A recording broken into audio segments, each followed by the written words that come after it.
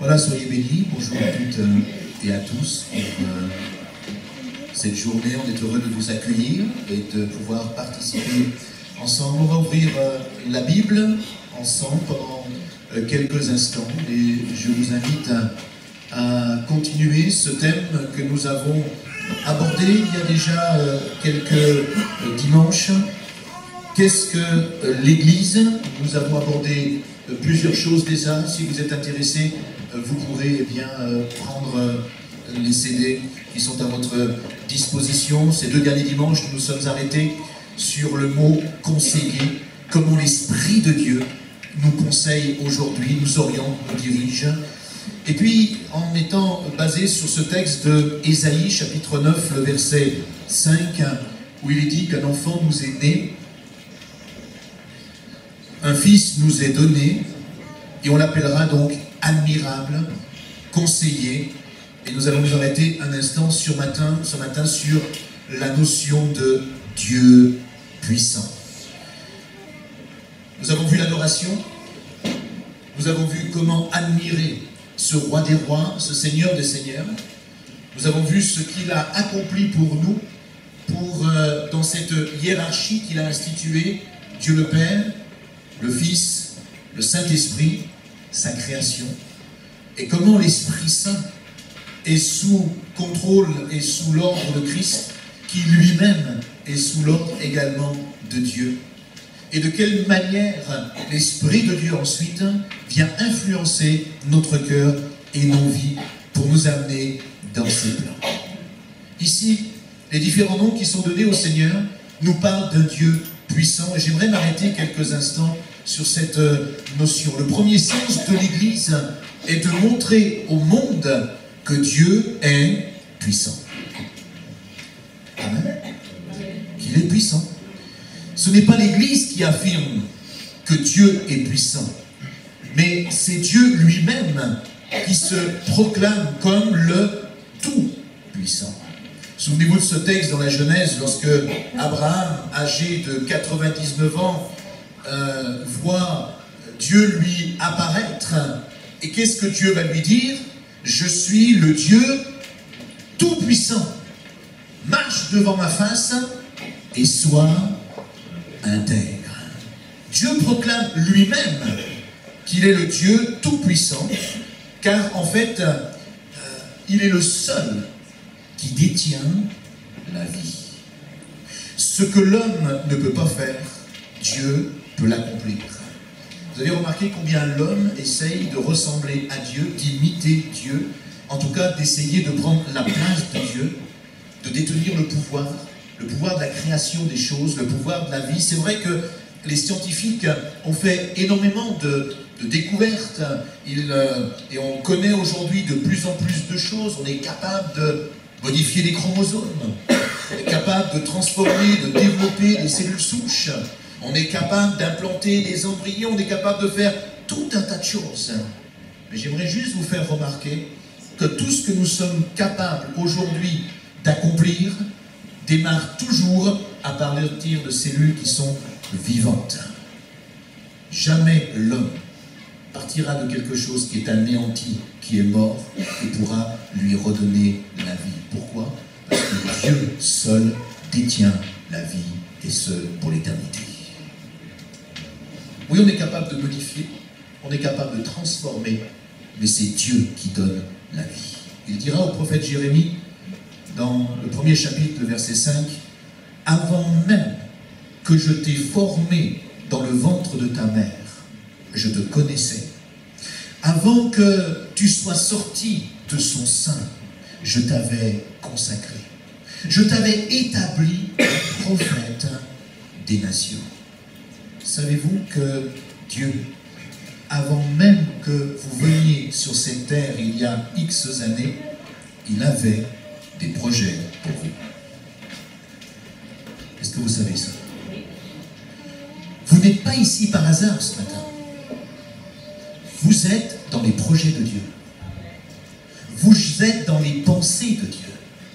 Vous êtes dans ce que Dieu a prévu pour vous, pas simplement depuis quelques mois, pas simplement depuis que vous venez à l'église, pas simplement depuis que vous êtes né, avant même votre naissance, Dieu pensait à nous.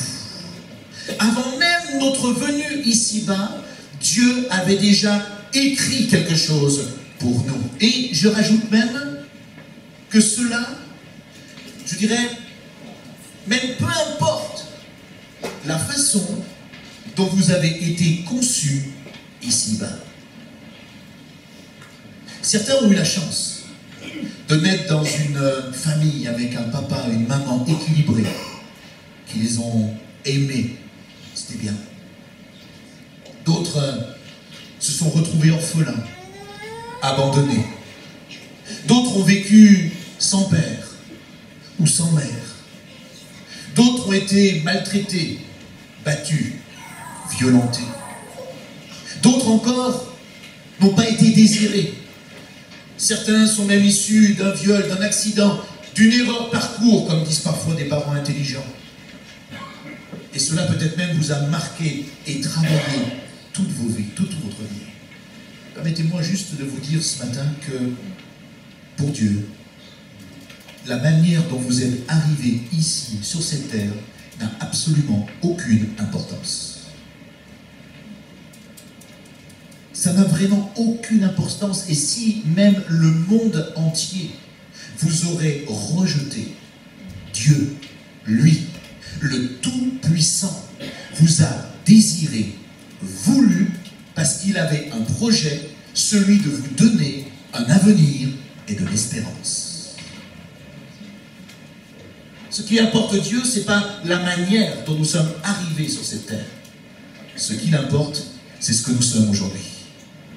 Et ce qu'il veut nous transformer en nous, ce qu'il veut nous faire devenir. Comme pour le prophète Jérémie, avant sa conception, Dieu avait prévu 3 choses essentielles. Premièrement, il lui a dit qu'il le connaissait, avant même qu'il soit formé, avant même que vous n'arriviez ici-bas, il vous connaissait. Oh, peut-être vous avez une multiplication de questions en disant, oui, mais pourquoi ? Pourquoi a-t-il permis que je vienne de cette manière? Pourquoi a-t-il permis qu'il se passe ceci dans ma vie? Pourquoi a-t-il permis qu'il y ait tant de fléaux, tant de douleurs, tant de problèmes que j'ai traversés? Pourquoi tant de choses ont marqué ma vie? Ça, on aura l'occasion d'y répondre, parce qu'il y a des réponses aussi, plus tard. Mais la réalité, c'est que ce que Dieu voulait, c'est que vous arriviez. Parce qu'il avait un projet avec vous. Il vous connaissait. Et quelque chose était écrit. Deuxièmement, si vous êtes là ce matin, ce n'est pas le fait du hasard. C'est comme pour Jérémie, Dieu veut vous consacrer. Vous consacrer à quoi? Vous consacrer à son action, à ses projets, à son œuvre, au principe de son royaume. Et ce n'est pas le fruit du hasard d'être là, mais il vous attendait et il veut maintenant que vous compreniez tout simplement ces choses essentielles, parce que la volonté de Dieu, c'est de nous bénir, de nous faire entrer dans les principes de son royaume divin, afin que nous puissions profiter de cette bénédiction. Troisièmement, comme pour Jérémie, ce qu'il veut faire, c'est nous établir. Changer notre vie pour nous établir. Avec Dieu, nous ne sommes plus la queue, mais nous devenons la tête. Avec Dieu, nous ne sommes plus les derniers, mais nous commençons à arriver parmi les premiers. Avec Dieu, vous n'êtes plus ignorés, mais vous devenez considérés. Parce qu'il veut vous donner les vraies valeurs de la vie et les principes de sa bénédiction, afin d'être épanoui, heureux et heureuse, parce qu'il est le Tout-Puissant. Alléluia. Rien que là, il y aurait des bénédictions à prendre ce matin. Rien que là, il y aurait peut-être des situations dans lesquelles vous êtes et qui mériteraient que vous puissiez en sortir. Vous savez, certaines personnes, consciemment ou inconsciemment, sont encore dans le fait de ressasser que leur venue sur cette terre n'était pas adéquate, n'était pas comme le commun des mortels. Et peut-être que vous êtes là et que quelque part vous reprochez à Dieu votre arrivée, votre venue, ce qui s'est passé. Et comprenez ce matin que ces choses sont simplement le produit et l'effet de l'ennemi de notre âme sur cette terre. depuis que le péché est entré dans l'humanité. Et si vous restez attaché sur simplement le fait de savoir pourquoi les choses se sont passées de telle et de telle manière, alors vous allez toujours rester dans votre cœur avec peut-être de l'incompréhension et voire parfois même beaucoup plus que cela, de l'amertume, de la rancœur, de l'aigreur. Parce que vous n'allez pas comprendre les choses spirituelles et vous allez vous dire, mais si Dieu était vraiment ce Dieu tout-puissant, pourquoi a-t-il permis que je passe par là où je suis passé? Et ça, c'est le raisonnement dans notre pensée de l'ennemi, afin de nous détourner des principes de Dieu, des valeurs de Dieu et des bénédictions de Dieu. Ce que vous devez réfléchir ce matin et accepter, ce n'est pas comment vous êtes venu, mais c'est le fait que vous soyez là. À partir du moment où vous êtes devenu une âme vivante, une entité, à partir de cet instant-là, Dieu déjà vous avait aimé, prévu, programmé. Et des choses sont là pour votre vie aujourd'hui, parce que la vie n'est pas une fatalité, elle est aussi le dessein et la poursuite des décisions que nous prenons chaque jour. La Bible nous dit que Dieu est tout-puissant au point où la nature même lui est assujettie. Dans le livre de la Genèse, au chapitre 1er, le verset 3, la Bible nous dit que Dieu dit que la lumière soit, et la lumière fut. Vous connaissez bien ce texte. Et la nature est assujettie donc à la toute-puissance de Dieu. Elle est même sa création. Sa parole a créé la vie, la lumière, sa parole a fait autorité. Et ceux qui sont adeptes, je dirais, de la théorie du hasard, eh bien, doivent avoir beaucoup plus de foi finalement que les chrétiens pour croire à la théorie de l'évolution. Il faut avoir beaucoup plus de croyance et de foi pour croire que les choses se sont passées comme ça, simplement au travers d'un Big Bang. Croire que tous les éléments qui coordonnent aujourd'hui d'une manière parfaite ce monde se seraient rejoints simplement par hasard pour donner la terre sur laquelle nous sommes aujourd'hui, qui tourne sur elle-même, dans le sens inverse d'une aiguille d'une montre en 24 heures, elle-même tournant autour du soleil en un an. Quel hasard! Et depuis des milliers d'années, ça n'a toujours pas changé. La Lune, les étoiles, l'atmosphère respirable sur notre planète, etc., etc. Vous voyez, c'est un petit peu comme cette image. Elle a été faite par hasard. Ils ont jeté des cailloux en l'air et les phases se sont faites de cette manière-là. Ça, c'est la théorie de l'évolution. Êtes-vous capable de croire en ça? La réalité, c'est que pour faire ces présidents, eh bien, il a fallu qu'un homme, pendant plusieurs années, s'attelle à une tâche, celle de les façonner, de marteler la roche, de créer cela, et de créer au fur et à mesure, eh bien, ces différents présidents américains, Washington, Jefferson, Theodore Roosevelt et Lincoln, et ça ne s'est pas fait par hasard. Mais on veut nous faire croire que notre monde a été fait de manière hasardeuse. Quel acte de foi pour les athées. Dieu a créé et il a organisé le monde infiniment grand comme le monde infiniment petit, avec une perfection absolue. Et je vais même plus loin. Le monde spirituel, c'est-à-dire le monde des esprits, a été aussi créé par Dieu et il lui est soumis. Il va parler des anges.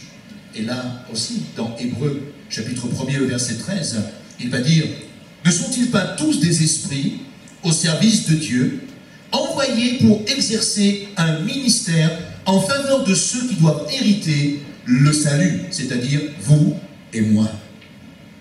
Les anges existent. Ils sont la créature de Dieu. Nous ne devons pas les prier, nous ne devons pas les célébrer, nous ne devons pas les louer. Ils sont au service de Dieu pour nous, les hommes, afin de contribuer sur cette terre pour nous amener au salut. Ils ont été créés par Dieu et pour Dieu. Ils sont sa création, ses messagers au service de l'humanité. Et les anges, comme tout ce que Dieu fait et comme tout ce que Dieu crée, ils sont simplement organisés et structurés. Il y a les chérubins, les séraphins, il y a ces anges qu'on appelle les archanges, il y a même l'ange de l'Éternel, Christ, qui est au-dessus de tous. Et nous nous rendons compte que dans le plan de Dieu, tout est organisé d'une façon hiérarchique, même si on n'aime pas ce mot aujourd'hui, c'est malgré tout la réalité. Dieu n'a pas créé un monde avec un esprit collégial, mais il l'a créé de manière organisée, structurée et aussi hiérarchique. Regardez le monde animal, il est structuré. On appelle cela la chaîne alimentaire. Le monde végétal est structuré également d'une certaine manière et ne tient que par le respect et l'harmonie de son équilibre, chose que l'homme a essayé de détruire pendant des années. Le monde animal marin, c'est la même chose. Structuré, organisé, hiérarchisé de façon où chaque être vivant mange celui qu'il précède. On appelle cela un écosystème régulé. Même le monde invisible est aussi organisé et structuré avec cette hiérarchie que nous avons vue, les chérubins, les séraphins, les archanges, etc. D'ailleurs, rappelez-vous, c'est lorsque cette organisation divine a été contestée, mise en doute et remise en question par l'orgueil même de Satan, qui a voulu monter finalement d'un cran et dire finalement si je pouvais aussi être à la place de Dieu, ce serait pas mal. C'est à partir du moment où il a contesté ce que Dieu avait fait que lui et les anges qui l'ont suivi, la Bible nous dit, ont été détrônés et condamnés pour l'éternité. De la même manière, l'Église a elle aussi été conçue avec une certaine forme hiérarchique également et une organisation. Nous ne sommes pas tous des sacrificateurs au service de Dieu dans le sens où personne n'est supérieur ou inférieur à l'un ou à l'autre. Cela est faux. Sinon, pourquoi le Seigneur aurait-il par exemple donné un talent à l'un et 10 à l'autre?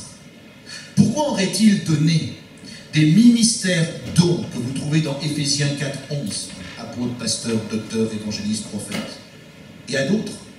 N'aurait-il pas donné un ministère don, mais plutôt un don ou des dons que nous trouvons dans l'épître aux Romains, dans l'épître aux Corinthiens, qui n'ont rien à voir avec cela?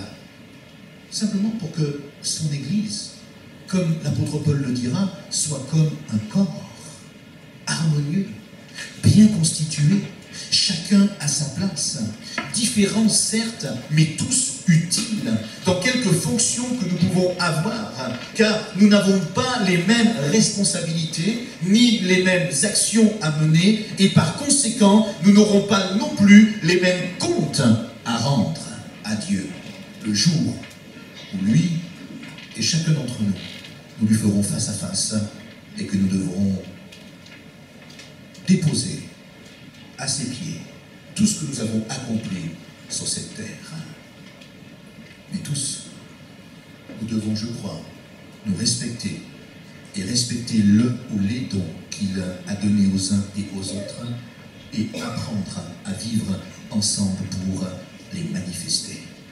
Je crois que nous devons réaliser quelque chose. Nous sommes tellement pris par les principes de notre société, l'influence de notre monde aujourd'hui, mais réalisez ceci. Dieu n'a jamais voulu qu'une église soit démocratique. Elle est théocratique. Dans une théocratie, ce ne sont pas les religieux ou les autorités religieuses qui dirigent une église, mais c'est Dieu qui la gouverne au travers de son organisation et la manière dont il a institué les choses. Ça va tellement loin que finalement, même Satan, la Bible nous dit, lui-même est soumis à l'autorité toute puissante de Dieu. L'exemple de Job est explicite, et pour une raison particulière, Dieu va permettre que cet homme puisse vivre une expérience très spéciale, mais combien riche d'enseignements.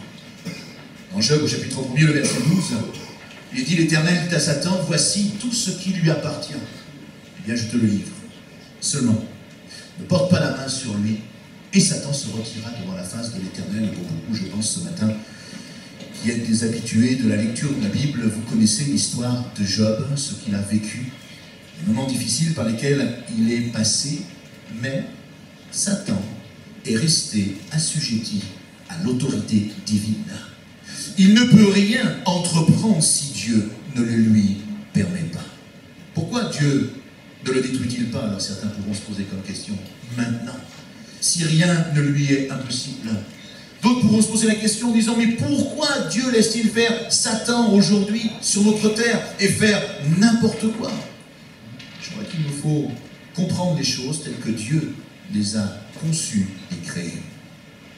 Dieu, lorsqu'il a créé sa créature, c'est-à-dire vous et moi, ainsi que tout ce qui se trouve sur cette terre, il n'a jamais voulu faire de nous des robots.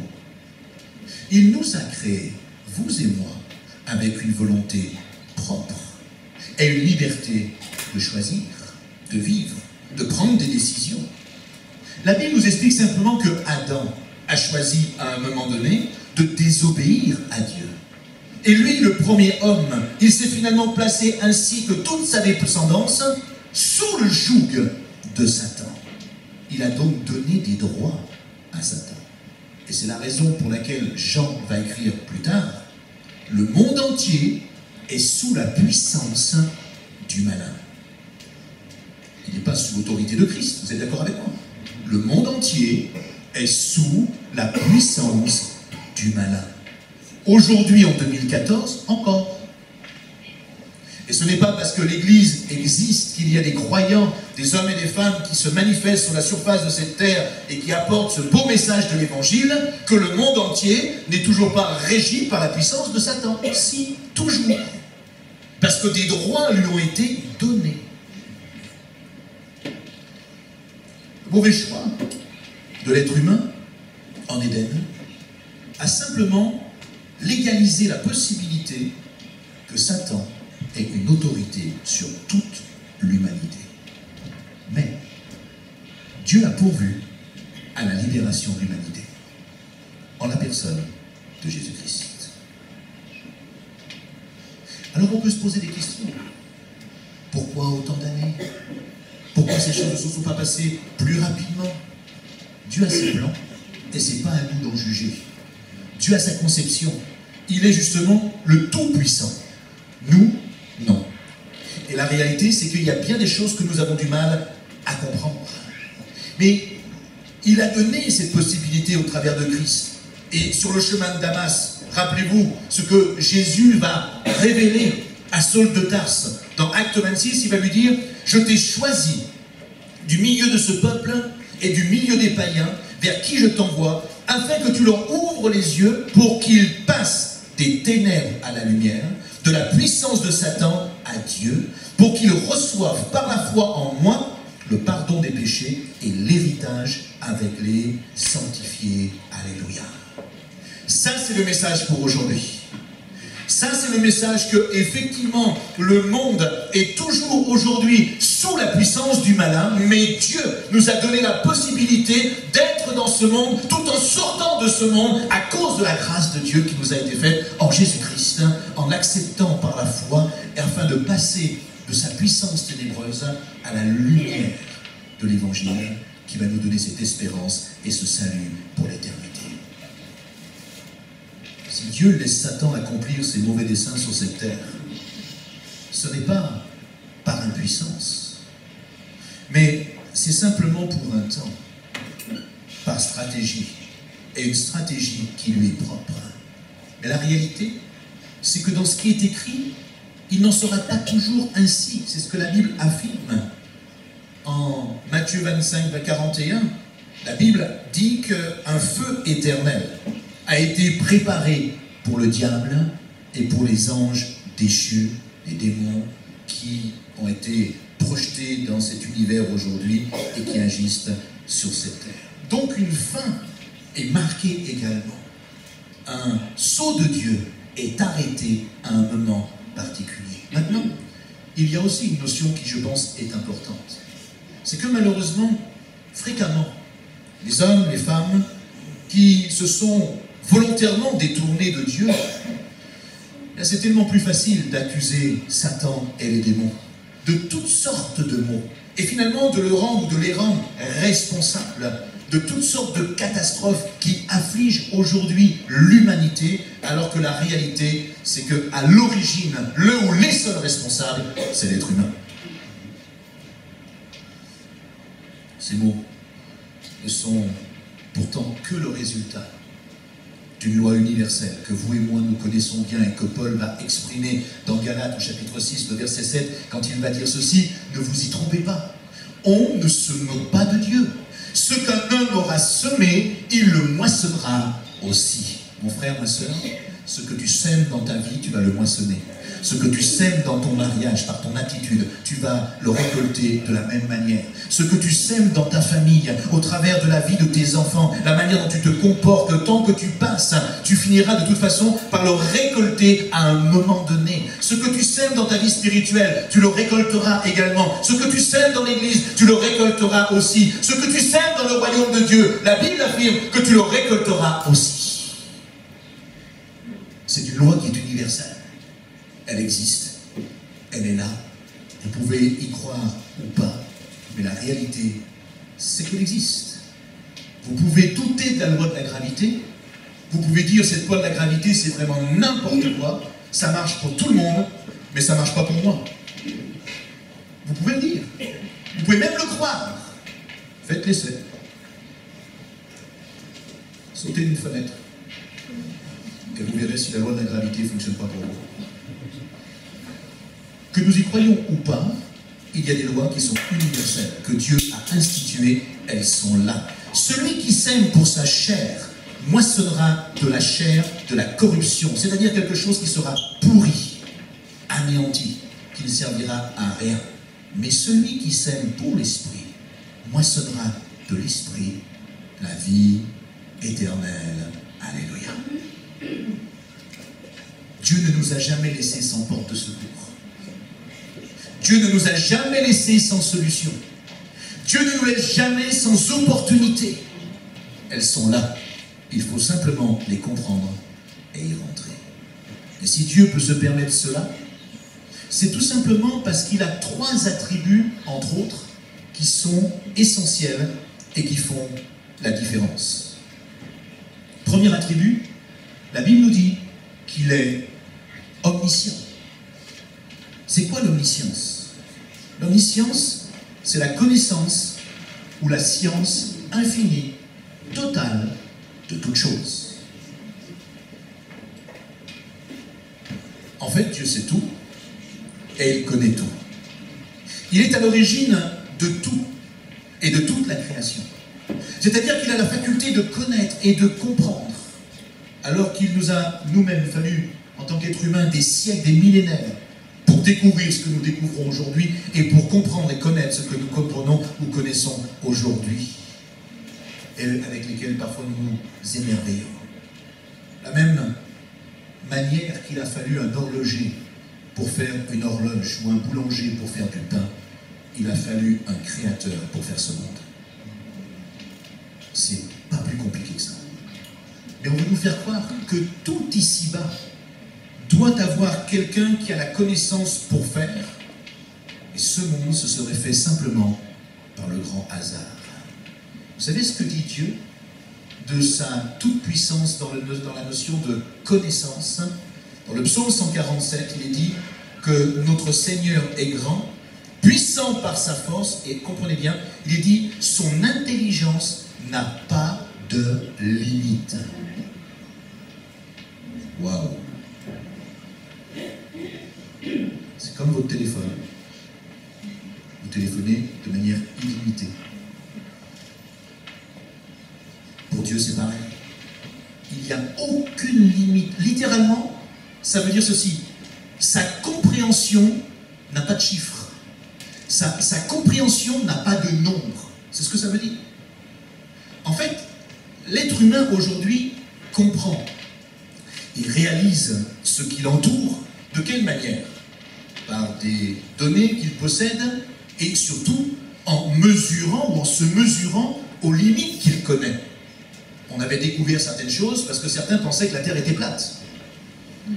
Puis un jour, ils se sont rendus compte finalement qu'elle n'était pas si plate que ça, mais il pourrait éventuellement être possible qu'elle soit un peu ronde. Aujourd'hui, on a découvert qu'il y avait des trous noirs dans l'univers, et puis il y avait soi-disant des limites qui étaient là. Et puis, il y a quelques années, les scientifiques nous ont appris que cette Voie lactée, qu'ils pensaient être la plus lointaine, eh bien en fait, tous leurs calculs tombaient par terre, parce qu'ils venaient là de découvrir encore une autre Voie lactée et un autre trou noir. Dieu, lui, n'a aucune limite. Ni même son intelligence est limitée. Alors quels arguments apportent certains pour soutenir, par exemple, cette théorie de l'évolution? Ils disent que nous progressons en connaissance. Mais la réalité, c'est que c'est faux. Nous savons mieux gérer aujourd'hui, oui, la connaissance, grâce notamment aux ordinateurs, parce que nous sommes capables de traiter un plus grand nombre d'informations, de données, et ce, beaucoup plus rapidement qu'avant. Mais franchement, est-ce que cela nous rend tellement plus intelligents? J'en suis pas convaincu. Quand vous regardez ce qui se passe dans ce monde aujourd'hui, et dans la manière dont les êtres humains se comportent, personnellement, je pense que nos prédécesseurs étaient bien plus intelligents que nous. Ils avaient peut-être moins de connaissances, mais ils étaient beaucoup plus intelligents que nous, quand nous voyons ce qu'ils ont été capables de réaliser sans les moyens d'aujourd'hui. Il fallait certainement faire preuve d'intelligence. L'omniscience de Dieu fait qu'il connaît en fait chacun d'entre nous. Le psaume 33 nous dira au verset 13, « L'Éternel regarde du haut des cieux, il voit tous les fils de l'homme. Du lieu de sa demeure, il observe tous les habitants de la terre, lui qui forme leur cœur à tous, qui est attentif à toutes leurs actions. » Mon frère, ma soeur, chers amis, ce matin, Dieu nous voit. Il nous voit, il nous entend, il connaît, il sait. Il nous voit lorsque nous réfléchissons et il sait sonder nos cœurs et nos pensées.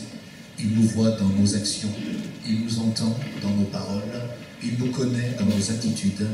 Il ne regarde pas seulement ce qui est agréable, mais également il sait observer en l'homme ce qui est mauvais. C'est la raison pour laquelle Dieu nous a créés libres et à sa propre image de connaissance. Deuxièmement, un autre trait important, c'est que Dieu est omnipotent. C'était un mot compliqué, mais c'est ce que nous avons vu jusqu'à présent, c'est-à-dire qu'il a un pouvoir absolu. Il est le tout-puissant.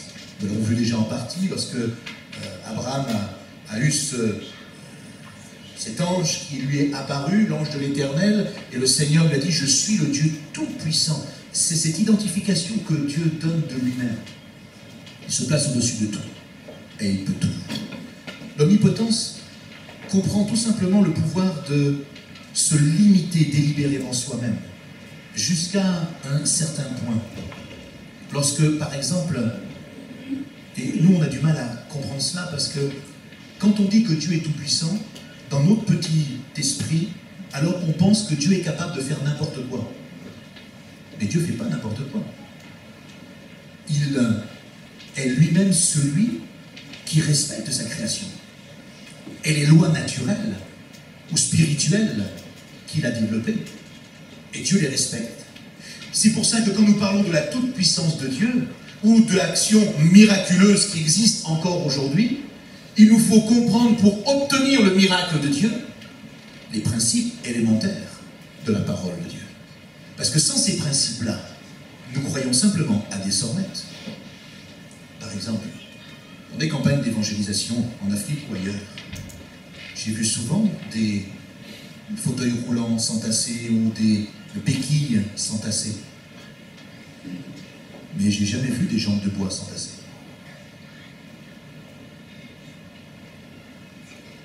Dieu est celui qui est dans le respect de ce qu'il a créé, de ce qu'il a établi.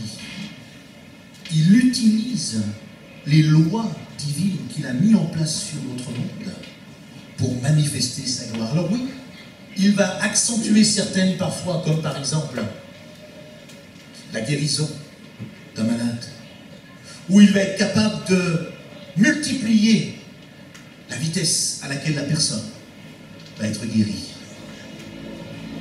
On appelle ça une guérison divine. Le miracle, bien sûr, intervient parfois. Et nous en avons besoin encore des miracles. Et Dieu fait des miracles encore aujourd'hui. Mais des choses où Dieu va manifester sa puissance. Mais l'omnipotence, c'est aussi le pouvoir que Dieu a de se limiter délibérément.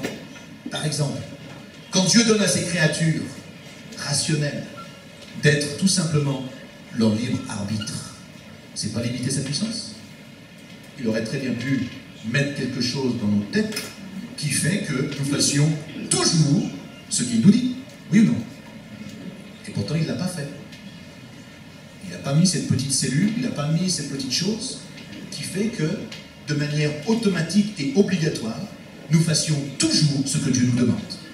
Il nous a laissés libres, n'est-ce pas, une manifestation de sa puissance. Lorsqu'il permet, par exemple, au péché de pénétrer dans l'univers, il limite lui-même et délibérément son omnipotence pour voir comment l'homme va pouvoir se comporter. Lorsqu'il renonce à intervenir pour sauver de force, comme Christ sur la croix, où des myriades d'anges auraient pu intervenir pour le libérer, il dit non, il faut laisser faire. Je dois mourir, puis ressusciter. Et pareil, comme nous l'avons vu pour les lois naturelles, etc., etc. C'est pourquoi Dieu agit aujourd'hui fréquemment, de manière extraordinaire, mais simplement au travers de moyens ordinaires. Et c'est cela qui manifeste la puissance de Dieu. Et puis troisièmement, Dieu est omniprésent. Omniprésent, la présence de Dieu est en tout lieu. Le livre de Deutéronome nous dira que l'Éternel est Dieu, en haut dans le ciel et en bas sur la terre, il n'y en a point d'autre. Personne ne peut se cacher aux yeux de Dieu. C'est ce que dira le psalmiste. À un moment donné, il va vouloir se cacher à cause de ce qu'il a fait. Il va dire, mais où irai-je loin de ton esprit? Où fuirai-je loin de ta face? Si je monte aux cieux, t'es là. Si je me couche dans le séjour des morts, t'arrives. Ça lui causait un vrai problème. Il disait, je ne peux même pas aller me cacher quelque part. Si je prends les ailes de l'aurore et que j'aille habiter à l'extrémité de la terre, là aussi ta main me conduira et ta droite me saisira. Il n'y a pas un seul lieu ici-bas, dans cet univers, où Dieu n'est pas. Il est partout, à la fois, et présent dans tous ces lieux. Jérémie va dire, quelqu'un se tiendra-t-il dans un lieu caché, sans que je le sache, dit Dieu? Ne remplis-je pas, moi, les cieux et la terre, dit l'Éternel. Et c'est là où le miracle de Dieu prend forme. C'est-à-dire que lui qui remplit les cieux et la terre a décidé de venir habiter dans notre cœur. Est-ce que vous êtes là ce matin? J'ai l'impression que je vous ai perdu un peu là. Non, vous suivez, vous êtes là? Ça, c'est un miracle extraordinaire. Les cieux, la terre ne peut le contenir, mais il prend la décision d'habiter dans notre cœur. Je termine. La Bible nous dit qu'il est toujours au-dessus de toutes nos situations et de toutes circonstances. Et là, il démontre aussi sa toute-puissance. Genèse 18:14 nous dit, y a-t-il quelque chose qui soit trop difficile? La version Louis II va dire étonnant pour l'Éternel. Ça, c'est une question intéressante. Je ne sais pas ce par quoi vous traversez aujourd'hui. Je ne sais pas quelle est votre situation. Je ne sais pas quels sont vos problèmes. Je ne sais pas quelles sont les difficultés qui sont les vôtres. Mais est-ce que vous êtes déjà posé cette question? Ou l'avoir posée simplement à Dieu? Y a-t-il quelque chose, Seigneur, qui soit trop difficile ce matin? Pour toi, dans ma vie. Oui, il y a une chose qui est difficile pour Dieu et qu'il ne fera jamais. Dieu n'ira jamais à l'encontre de notre volonté. Jamais. Même s'il voit pertinemment que les choix que nous faisons, que les décisions que nous prenons, les orientations qui sont les nôtres sont mauvaises, il va nous alerter, il va nous prévenir, il va essayer de nous interpeller, mais jamais il ne s'y opposera parce qu'il respectera beaucoup trop ce choix de liberté qu'il nous a donné de décider si oui ou non ce que nous faisons, c'est bien la bonne direction. Nous sommes tous responsables devant Dieu de nos décisions et de nos choix. Mais y a-t-il quelque chose qui soit difficile, indépendant de notre volonté, où Dieu ne pourrait pas se manifester et agir? La réponse est non. Dieu est au-dessus de tout. Qu'est-ce que Jésus va répondre? Luc 1,37. Rien n'est impossible à Dieu. Alléluia. Sur votre vie, dans votre vie professionnelle, dans votre vie personnelle, rien n'est impossible à Dieu à partir du moment où nous acceptons de collaborer avec Jésus-Christ. De collaborer avec la présence de son esprit, de nous soumettre à sa volonté et de comprendre les plans qu'il a pour nous. Il est effectivement capable d'agir dans toutes les situations, même les plus difficiles, les plus complexes, parce qu'il n'a aucune limite. Il est le Dieu qui change, qui transforme, qui renouvelle, qui pardonne, qui relève, qui console, qui sauve, qui guérit. Et ces choses n'ont pas changé. Il agit encore aujourd'hui. Il se manifeste là au milieu de nous. Encore mardi soir, tous ceux qui étaient à la réunion, plusieurs ont rendu témoignage de ce que Dieu fait encore aujourd'hui, de la manière dont il restaure, dont il relève. Il est sans limite. Pourquoi?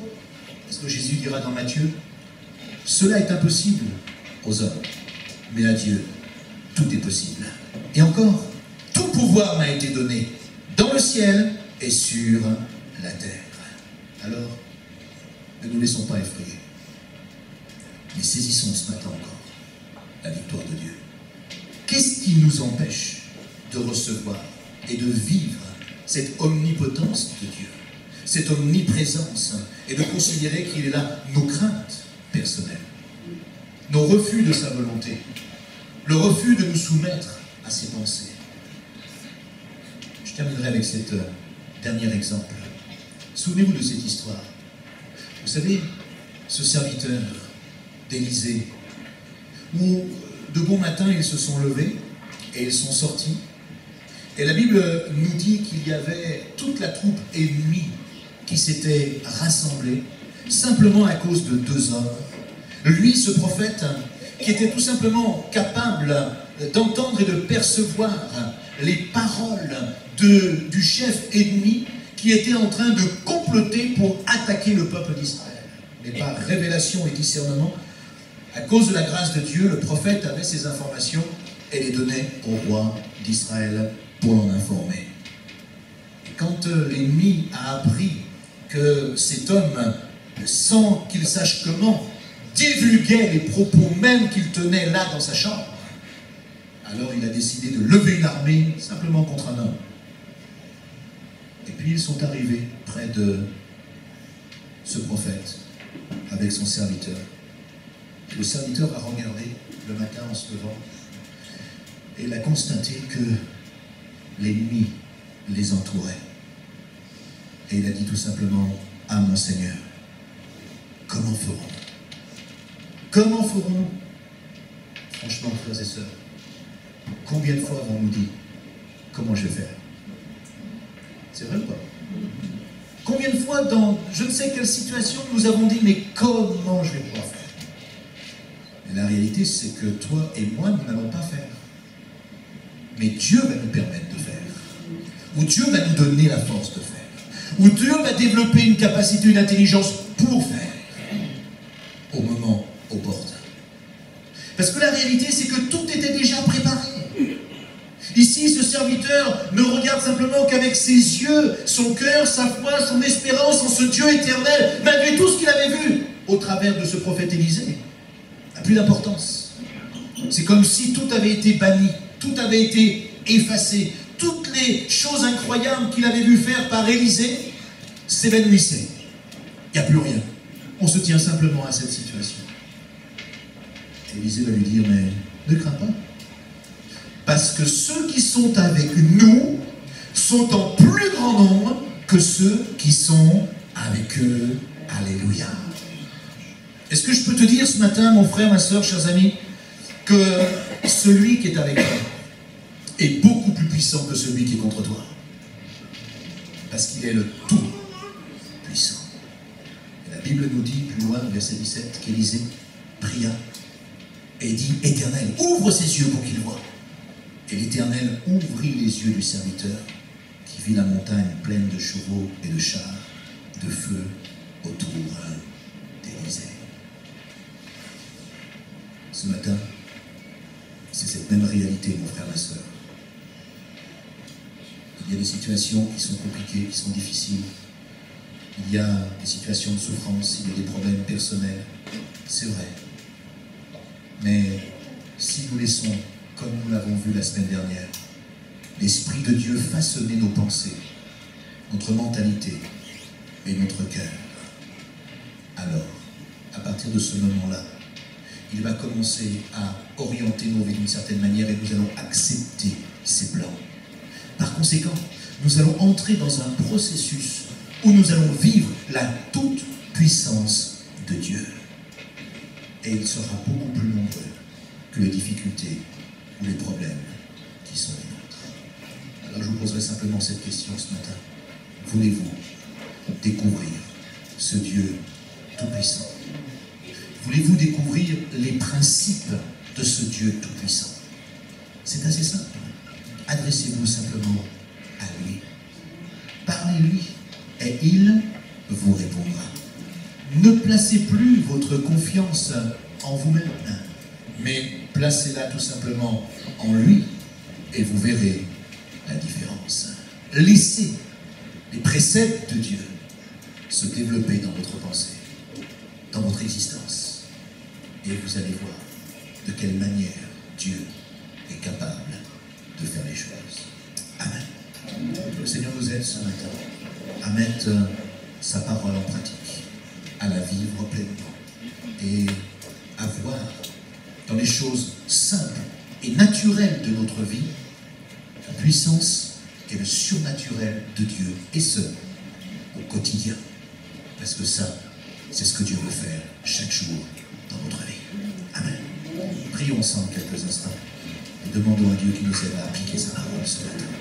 Je vous invite à même lever vos voix, à prier ensemble. On peut faire une prière collective.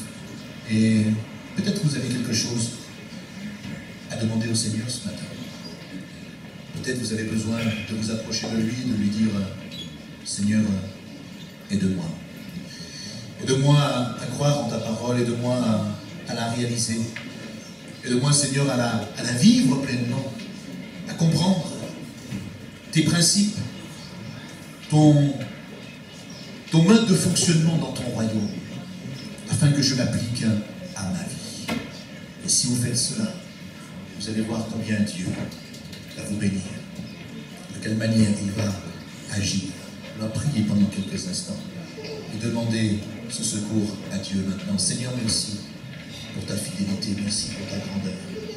Merci pour cette toute puissance que nous avons parfois du mal à comprendre. Notre cerveau est tellement limité. Mais toi, Seigneur, tu nous as aimés depuis le départ. Jamais tu ne nous as rejetés, mais tu nous as acceptés. Non simplement tu nous as aimés, mais en plus tu as prévu un programme pour nous, un plan, des projets. Oh Seigneur, sois béni pour tes bontés. Et je te demande vraiment ta grâce ce matin pour tes enfants. Viens les aider et viens les secourir. Qu'ils ne demandent simplement pas ta puissance, mais qu'ils comprennent comment ta puissance, au travers de tes lois naturelles et spirituelles, se manifeste. Seigneur, développe notre compréhension, notre intelligence, afin que nous puissions vivre pleinement ta parole chaque jour, au quotidien, la puissance de Dieu et le surnaturel de Dieu. À toi, Seigneur, soit toute la gloire maintenant, dans le nom de Jésus.